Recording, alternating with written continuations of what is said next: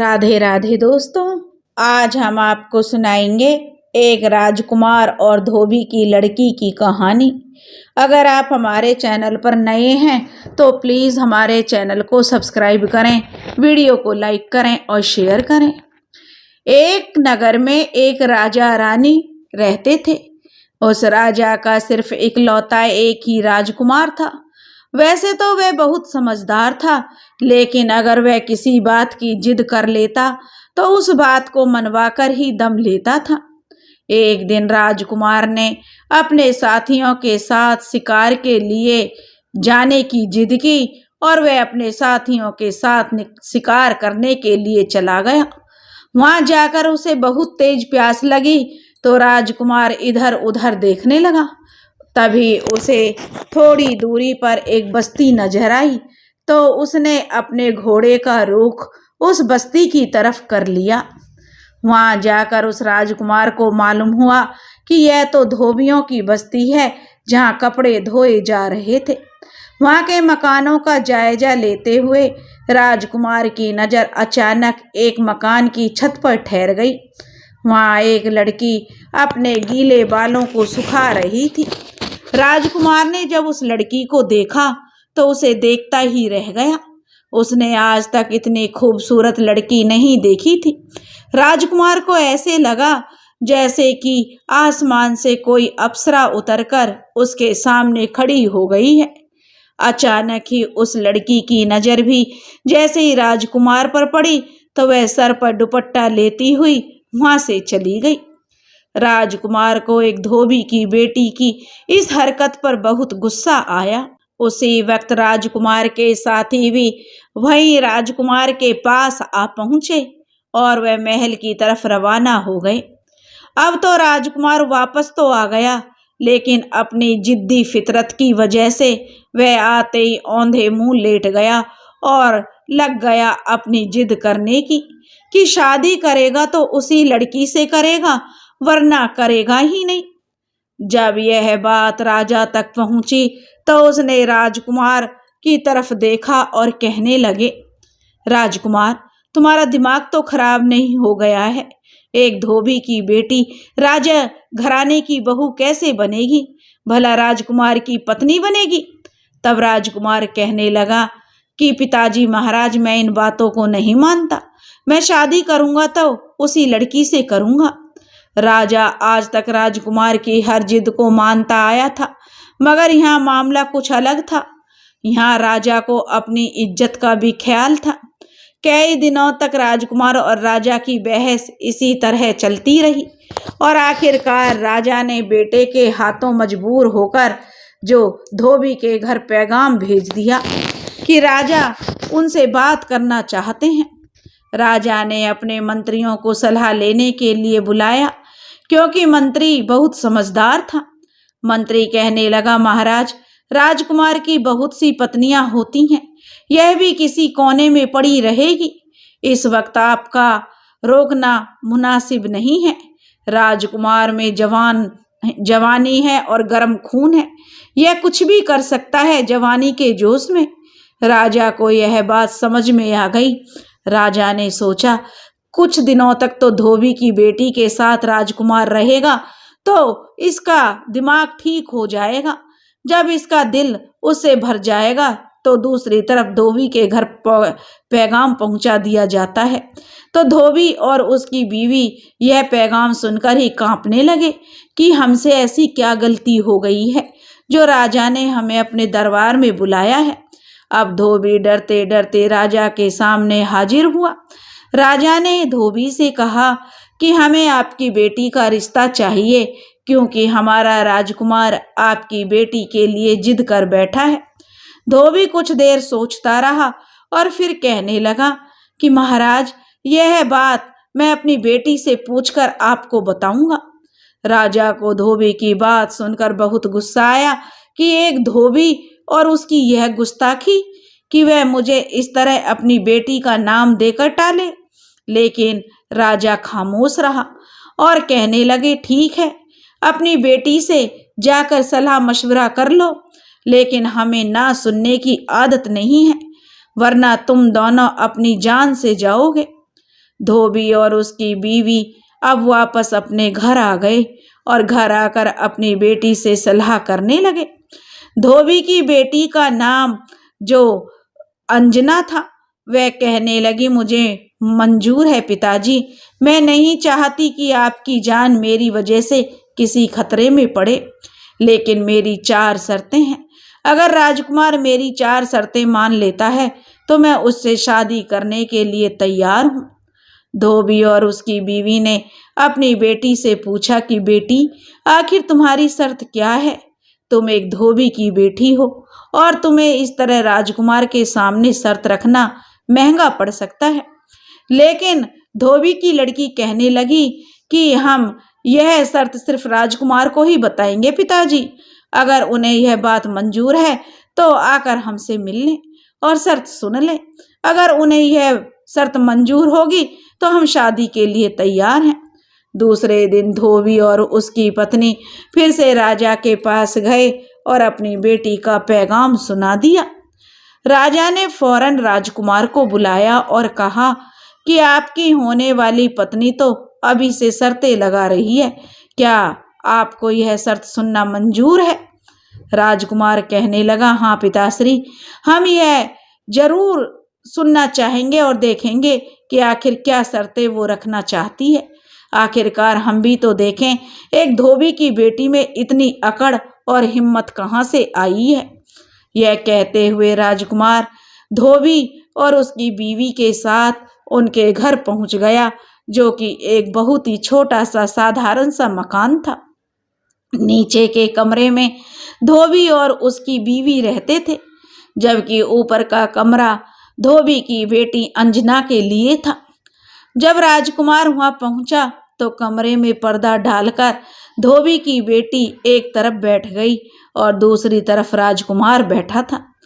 दोनों तरफ खामोशी छा गई थी। तो राजकुमार बोला, कहिए, हम आपकी शर्त सुनने आए हैं। तब धोबी की लड़की बोली, हमारी पहली शर्त राजकुमार यह है कि हम आपके साथ रात नहीं गुजारेंगे। हम सुबह के वक्त महल आया करेंगे और रात होते ही वापस अपने घर आ जाएंगे। पहले तो यह सुनकर राजकुमार को बहुत गुस्सा आया। फिर राजकुमार सोचने लगा, ये 2 दिन महल में रहेगी तो इस लड़की को वहाँ की आदत हो जाएगी। फिर यह महल छोड़कर एक कुटिया में आना पसंद क्यों करेगी भला। इसलिए राजकुमार बोला, ठीक है, मुझे तुम्हारी शर्त मंजूर है। लड़की फिर बोली, मेरी दूसरी शर्त यह है, आप मुझसे बात करने या हाथ लगाने की कोशिश नहीं करेंगे। यह सुनकर राजकुमार को बहुत हंसी आई और फिर राजकुमार सोचने लगा, यह तो सब बाद में हो ही जाएगा। उसने धोबी की लड़की से कहा कि ठीक है, हमें तुम्हारी दूसरी शर्त भी मंजूर है। अब धोबी की लड़की ने कहा कि मेरी तीसरी शर्त यह है कि मैं महल का पानी तक नहीं पीऊंगी और ना ही मुझे वहां पर मजबूर किया जाएगा। यह सुनकर भी राजकुमार को हंसी आई और सोचने लगा, यह भी कितनी बेवकूफ है, दिन भर महल में रहेगी, यह कैसे मुमकिन है कि पानी भी ना पिए। फिर उसने धोबी की लड़की से कहा कि ठीक है, मुझे यह तुम्हारी शर्त यह भी मंजूर है। फिर धोबी की लड़की बोली, हमारी चौथी शर्त राजकुमार यह है, अगर आप कभी भी मुझे छूने की कोशिश करेंगे तो हमारा रिश्ता उसी वक्त खत्म हो जाएगा और मैं दोबारा कभी भी महल नहीं आऊंगी। यह सुनकर राजकुमार सोचने लगा, यह सब कहने की बातें हैं, यह सब बाद में होता ही रहेगा।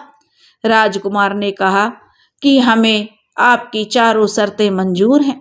धोबी की लड़की कहने लगी, तो ठीक है राजकुमार, फिर शादी की तैयारियां करो। राजकुमार ने शादी की तैयारियां शुरू की। कुछ जो मंत्री और खास दोस्तों के साथ लेकर वह लड़की के पास गया और शादी के बाद दुल्हन बड़ा सा घूंघट निकाले हुए आई, जिसमें उसका मुंह पूरी तरह छिपा हुआ था। वह राजकुमार के साथ महल आई और उसके बिस्तर पर बैठने के बजाय एक तरफ रखी हुई कुर्सी पर बैठ गई। राजा और रानी तो पहले ही इस शादी के पक्ष में नहीं थे और वह शामिल भी नहीं हुए थे इस विवाह में। दिन धीरे धीरे इसी तरह गुजरता रहा और जैसे ही शाम हुई, दासी ने आकर सूचना दी कि गाड़ी तैयार है। अब धोबी की बेटी जो दुल्हन बनी हुई थी उठी और गाड़ी में बैठकर वापस चली गई। दूसरे दिन भी दुल्हन वही कपड़े पहनकर वापस महल आई और उसी कुर्सी पर बैठी रही। ना कुछ खाया ना कुछ पिया और शाम होते ही वापस चली गई। एक दिन, 2 दिन नहीं बल्कि महीनों तक यही सिलसिला चलता रहा। अब राजकुमार बहुत परेशान रहने लगा। जिस चेहरे को देखकर उसने अपनी रातों की नींद गंवा दी थी, अपने पिता को नाराज किया था और अपनी इज्जत दांव पर लगा दी थी, वह चेहरा अब उसे अपने महल में देखने को ही नहीं मिल रहा था। रोज का यही सिलसिला था कि दुल्हन इन्हीं कपड़ों में आती और उसी जो कमरे की कुर्सी पर बैठती, ना कुछ खाती ना कुछ पीती, खामोश बैठी रहती। शाम होते ही गाड़ी में बैठकर वापस चली जाती। महल के लोग भी अब बातें बनाने लगे कि हर तरफ जो अजीब तरह की बातें होने लगी। यह सब कुछ राजकुमार की नज़र में था, लेकिन वह अपनी शर्तों के बंधन में बंधा हुआ था।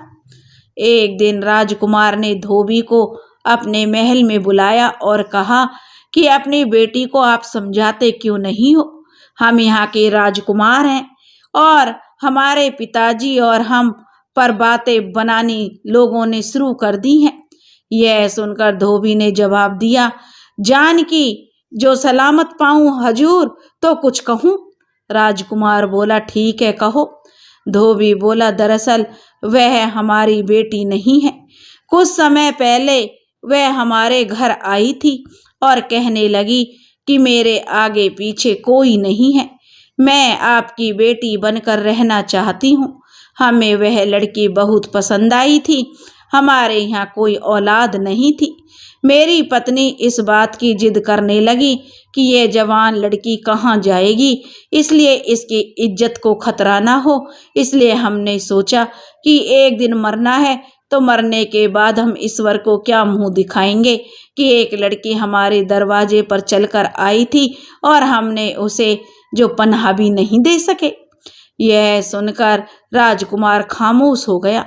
वह बोला, धोबी बोला, बेशक वह मेरे घर में कोई बेटी नहीं थी, लेकिन मैं एक बेटी और एक औरत की इज्जत करना अच्छे से जानता था। लड़की ने हमसे कहा, मुझे ऊपर का कमरा दे दीजिए और किसी से भी इस बात का जिक्र नहीं करना। मेरी पत्नी मान गई और उसे ऊपर का कमरा जो दे दिया, वैसे भी वह खाली पड़ा हुआ था। बारिश के मौसम में वहाँ हम कपड़े सुखाने के लिए डाल देते थे। वह कमरा इस लड़की के लिए खाली कर दिया गया और कुछ दिन बाद इसकी एक सेविका भी उसके साथ आकर रहने लगी थी। इससे ज़्यादा हम उसके बारे में कुछ नहीं जानते कि वह क्या खाती है, क्या पहनती है, कहाँ जाती है, कहाँ आती है, और मैं और मेरी पत्नी इस बात से बिल्कुल बेखबर हैं। हाँ, कभी कभी यह होता है कि मेरी बीवी के पास आकर वह बैठ जाती थी और मेरी पत्नी की बातें बड़ी तवज्जो से सुनती थी। मेरी पत्नी भी उसे बेटी की तरह प्यार करती थी। इस पर हमारा कोई जोर नहीं था। हमने तो उससे कहा कि वही जो उसने कहा कि वही उसने किया। जो आपने पैगाम दिया हमने वह उस तक पहुंचाया। इससे ज़्यादा हम कुछ नहीं जानते। मेरी पत्नी और मुझे आप माफ़ कर दे राजकुमार। यह कहकर धोबी वहाँ से चला गया। लेकिन राजकुमार अब अजीब परेशानी में पड़ गया था। उसे अब समझ नहीं आ रहा था कि आखिर यह माजरा क्या है। अब उसके सामने एक नया राज खुल चुका था। वह बहुत जो मायूस हो गया था, क्योंकि जिस लड़की को वह जानता तक नहीं था, जिसे वह अब तक धोबी की बेटी समझ रहा था, लेकिन यह मामला बिल्कुल अलग निकला। राजकुमार का अपने दोस्तों के साथ उठना बैठना, तफरीह करना, शिकार पर जाना, अब सब कुछ खत्म हो चुका था। जिस चेहरे से उसे मोहब्बत थी, अब वह उसके करीब होते हुए भी उसके साथ नहीं था। यही बात राजकुमार की जिद का हिस्सा बन गई और वह दिन भर सोचता रहता और अपने आप को एक कमरे में बंद कर लेता था। कुछ दिन यूं ही चलता रहा। लड़की रोज दुल्हन के लिबास में आकर उस कमरे में उसी कुर्सी पर आकर बैठ जाती और ना ही कुछ खाती थी और ना ही कुछ पीती थी और शाम होते ही वापस चली जाती थी। कुछ दिन तक यही सिलसिला चलता रहा। आखिरकार राजकुमार ने तंग आकर एक दिन घर छोड़ने का फैसला किया। उसने किसी को भी कुछ नहीं बताया और अपनी एक दासी को बुलाया और कहा कि अगर मेरे माता पिता मेरे बारे में पूछें तो कहना मैं किसी जरूरी काम से बाहर गया हूँ और जल्दी ही वापस आ जाऊंगा। यह कहकर राजकुमार एक जंगल की तरफ रवाना हो गया। अब राजकुमार को यह भी नहीं पता था कि वह कहाँ जा रहा है और उसकी अगली मंजिल क्या है। जंगल में पहुंचकर राजकुमार देर तक एक पेड़ के नीचे बैठा रहा और पिछली बातों को याद करने की कोशिश करता रहा, लेकिन उसकी समझ में कुछ भी नहीं आ रहा था। रात होने लगी तो राजकुमार को अपने रहने की फिक्र हुई। वह किसी घर की तलाश में था जहां वह रात गुजार सके। रात का अंधेरा हर तरफ फैलने लगा था। राजकुमार कई जगहों पर चलने के बाद एक घर के पास पहुंचा जहां से रोशनी आ रही थी।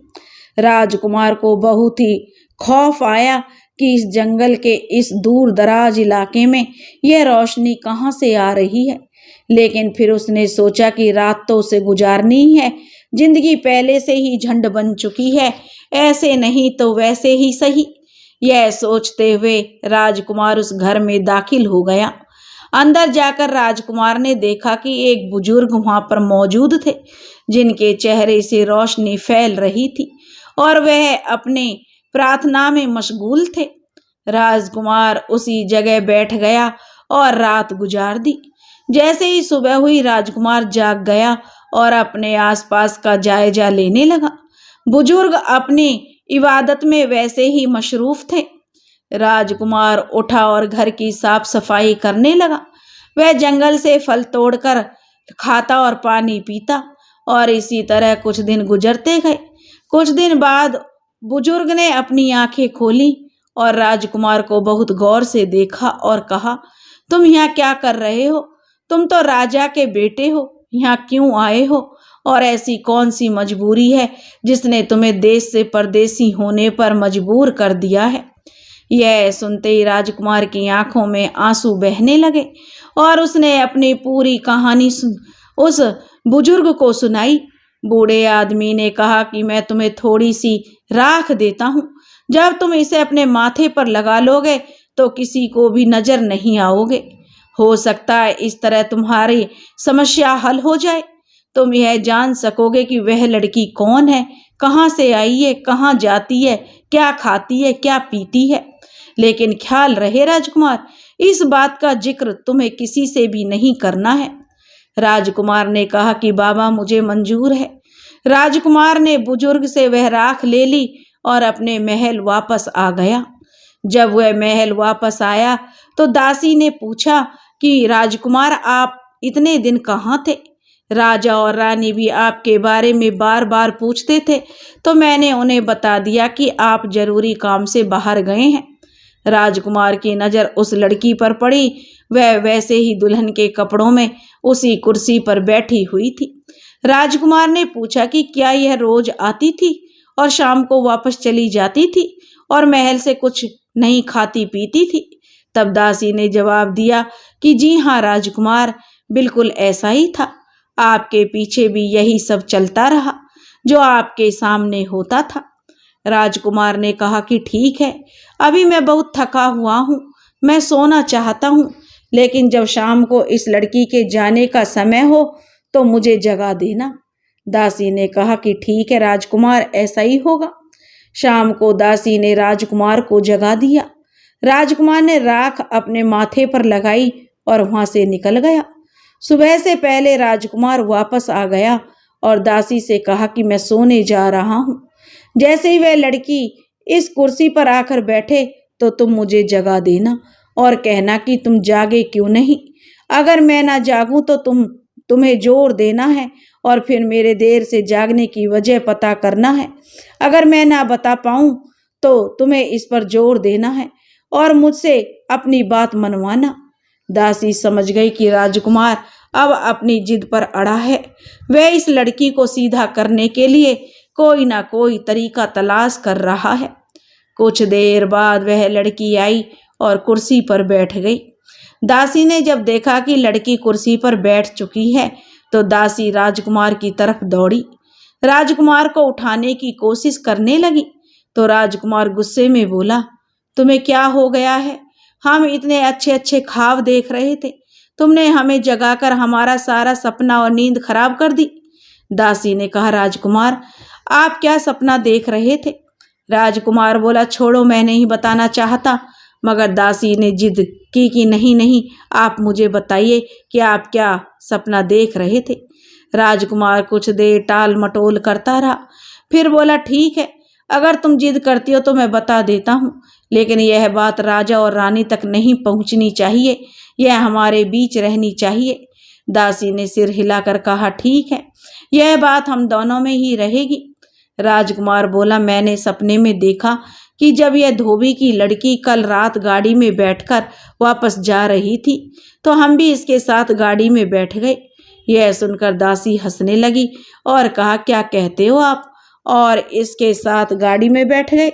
राजकुमार बोला, यह तो हमारी ख्वाहिश थी और कि हम हकीकत की बात तो नहीं कर रहे ना।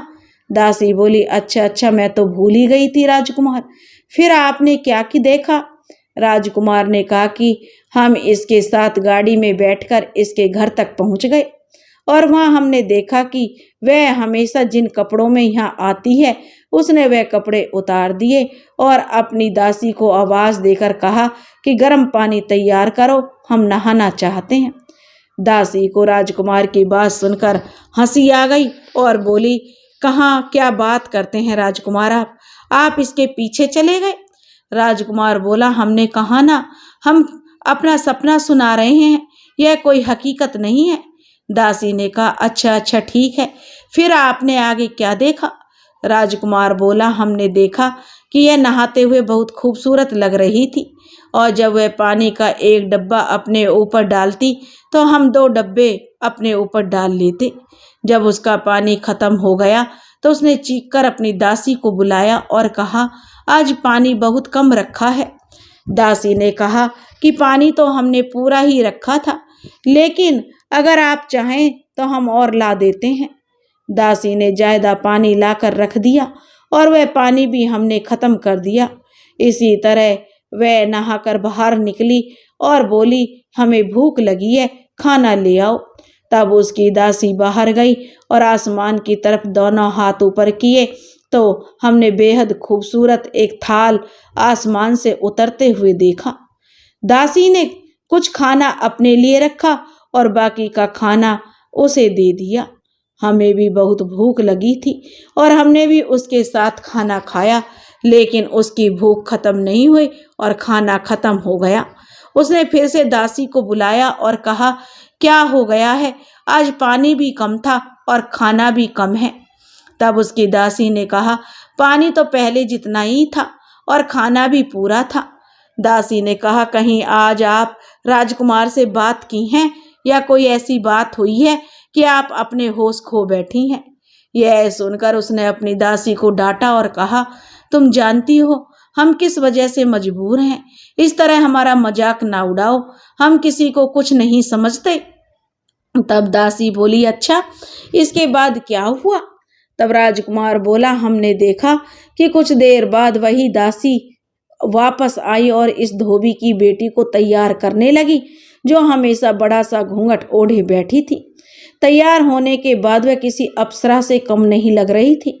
इस कदर हसीन और खूबसूरत लड़की कि हमने तो उसे देखकर अपने होश ही खो बैठे। फिर यह तैयार होने के बाद छत के पास जाकर खड़ी हो गई। वहां से एक उड़न खटोला आया और यह उसमें सवार हुई। हम तो हैरत से उसे देखने लगे क्योंकि हम पूरा मामला जानना चाहते थे। हमने भी उस उड़न खटोले को पकड़ लिया। उड़न खटोला सितारों के बीच से होता हुआ एक जगह रुका जहाँ पर बेहद खूबसूरत परियां थीं।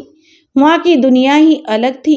वहाँ पहुंचकर हमने देखा एक बड़ा सा बाजार सजा हुआ था और एक बहुत ही सुंदर मर्द वहाँ के तख्त पर बैठा हुआ था। उसके सामने सभी परियां बारी बारी आकर नाच दिखा रही थी और उपहार ले रही थी। धोबी की लड़की के वहां पहुंचते ही सब परियों ने उसे झुककर सलाम किया, जैसे यह वहां की रानी हो। उसे देखकर वहां पर बैठे एक शख्स की आंखों में चमक आ गई और वह कहने लगा, अब तुम्हारी बारी है, तुम टाइम पर ही पहुंची हो। फिर उसने भी नाचना शुरू कर दिया। उसे नाचता देखकर उस शख्स की आंखों में चमक आ गई और उसने बहुत कीमती अंगूठी अपने हाथ से निकाली और उस धोबी की बेटी को थमा दी। यह नाचने में इतनी मसरूफ थी कि इसने वह अंगूठी जो ढोली की तरफ फेंक दी। ढोली ने वह अंगूठी उठाकर अपने पास संभाल कर रख ली। मैं भी वहीं पर मौजूद था, लेकिन मैं किसी को नजर नहीं आ रहा था। वह अंगूठी मैंने निकाल ली और अपने पास रख ली। कुछ देर यह आराम करती रही, फिर उस आदमी के कहने पर इसने दोबारा से नाचना शुरू किया। इस बार भी वह आदमी बहुत खुश हुआ और उसने एक कीमती और रेशमी रुमाल इसकी तरफ फेंक दिया। उसने वह रुमाल उठाया और सबको दिखाया और फिर से ढोली की तरफ फेंक दिया। वह रुमाल भी उठाकर मैंने अपने पास रख लिया। दासी बहुत गौर से यह सब सुन रही थी और पास बैठी लड़की का घूंघट कुछ सरकना शुरू हो गया था। राजकुमार ने नजरें चुराकर लड़की की तरफ देखा। उसका घूंघट जरा जरा सा सरकना शुरू हो गया था, लेकिन राजकुमार और दासी ने यह जाहिर किया कि वे उसकी मौजूदगी से बेखबर हैं और अपनी बातों में जो मसरूफ हैं। तब दासी कहने लगी, अच्छा राजकुमार, वह अंगूठी और रुमाल मुझे तो दिखाइए। राजकुमार कहने लगा, तुम कैसी बातें करती हो दासी, यह तो सपना था। जैसे ही दासी ने राजकुमार की जेब में हाथ डाला तो उसे रुमाल और अंगूठी मिल गई। दासी कहने लगी, क्या यह वही रुमाल और अंगूठी तो नहीं? यह देखकर राजकुमार बोला, अरे वाह, मुझे यकीन नहीं आ रहा कि सपने की बातें भी हकीकत हो जाती हैं। यह तो वही अंगूठी और वही रुमाल है। अब लड़की पूरी तरह इन दोनों की तरफ घूम गई थी और बहुत ही दिलचस्पी से उनका किस्सा सुन रही थी। फिर दासी बोली, अच्छा राजकुमार, फिर क्या हुआ, आप वापस कैसे आए? राजकुमार बोला, अरे यह तो सपना था, बस फिर तुमने मुझे जगा दिया। दासी बोली, ऐसे कैसे हो सकता है, अधूरा सपना कैसे देख सकते हैं आप? मुझे बताइए ना, फिर क्या हुआ? बहुत देर जिद करने के बाद राजकुमार ने फिर से कहना शुरू किया। कुछ देर आराम के बाद फिर से एक जश्न का माहौल बन गया। बहुत सी परियों के नाचने के बाद फिर से इस धोबी की बेटी की बारी आई।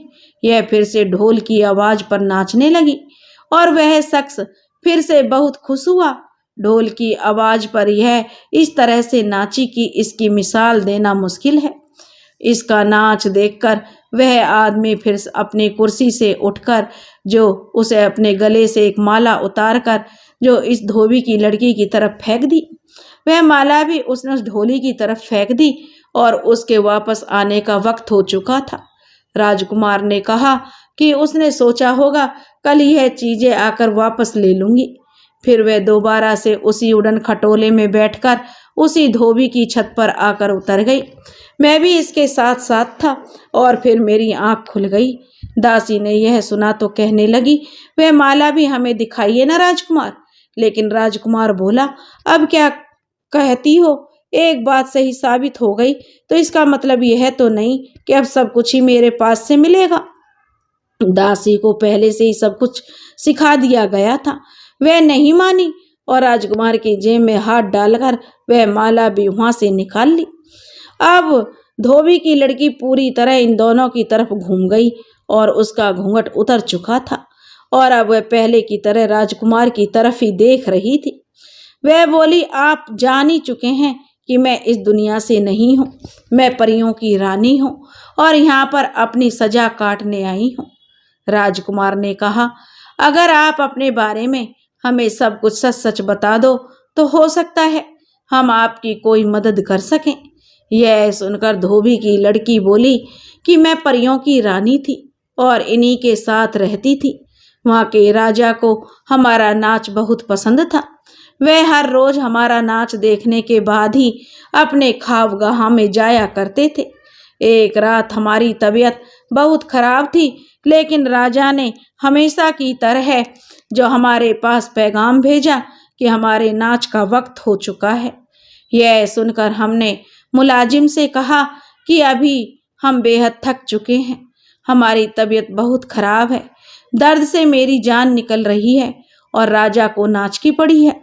मुलाजिम ने ऐसा ही जाकर राजा को यह सारी बात बता दी।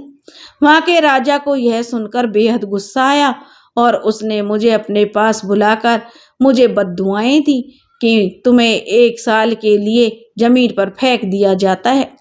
तुम भूल गई हो कि यहाँ की कोई भी परी या उसकी रानी हमें ना नहीं कर सकती। तुमने ना की है, यहाँ के उसूल को तोड़ा है, इसकी सजा तुम्हें जरूर मिलेगी। अब तुम्हारी सजा यह है कि 1 साल के लिए तुम जमीन पर आम इंसानों की तरह एक औरत की शक्ल में रहोगी। लेकिन अगर वहाँ कोई भी मर्द तुम्हें हाथ लगाने में या तुम्हारे करीब आने में कामयाब हो गया तो तुम हमेशा के लिए वहीं की होकर रह जाओगी। तुम्हें तुम्हारे पर कभी वापस नहीं मिलेंगे। हमने बहुत मिन्नतें की, लेकिन राजा पर किसी बात का कोई असर नहीं हुआ। मेरे पर जलाए गए और मुझे एक आम लड़की की सूरत में जमीन पर उतार दिया गया। उसके बाद की कहानी तो राजकुमार आप जानते ही हैं। मैं एक धोबी के घर रहने लगी। धोबी बहुत ही नेक दिल इंसान है। उसकी बीवी भी बहुत ही अच्छी है। वह मुझे एक बेटी की तरह प्यार करते थे और इस तरह हमारा आमना सामना हुआ। आप मुझे पसंद कर बैठे और सच बात तो यह है कि मैं भी आपको पसंद करती हूँ। अब मैं वापस नहीं जाना चाहती, बल्कि बाकी उम्र आपके साथ गुजारना चाहती हूँ। राजकुमार यह बातें सुनकर बहुत खुश हुआ। दासी की खुशी का तो कोई ठिकाना ही नहीं रहा था। वह जल्दी ही यह खबर राजा और रानी तक भी पहुंच गई कि उनकी बहू कोई आम लड़की नहीं, बल्कि परिस्तान की अप्सरा है। चंद ही दिनों में बहुत ही धूमधाम से राजकुमार और इस अप्सरा की शादी कर दी गई और इस तरह सब अपनी जिंदगी हंसी खुशी गुजारने लगे। दोस्तों, अगर आपको यह कहानी पसंद आई हो तो प्लीज़ हमारे चैनल को सब्सक्राइब करें, वीडियो को लाइक करें और शेयर करें। राधे राधे।